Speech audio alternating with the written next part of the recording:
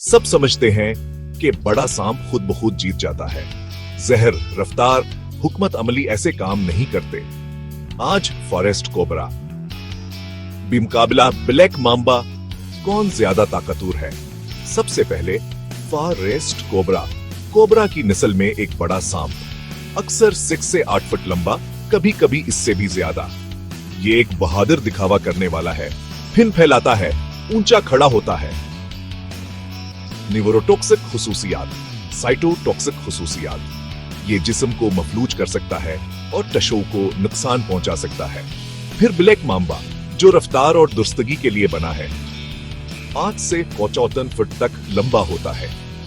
जमीन पर सबसे तेज रफ्तार सांप है, तेजी से लगातार हमले करता है। इसका जहर ताकतवर न्यूरोटॉक्सिन होता है। उसका काटना चंद घंटों में सांस बंद कर सकता है अगर एंटीवेनम ना दिया जाए। डराने वाला? बिल्कुल।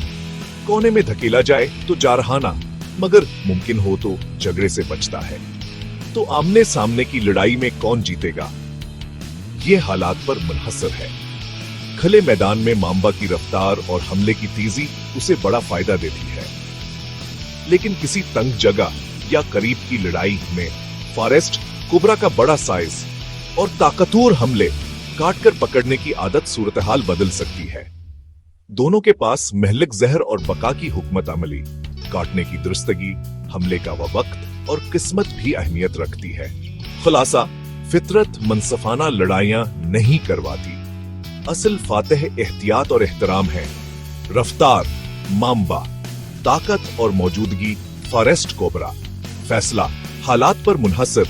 कभी भी खुद इसे आजमाने की कोशिश ना करें।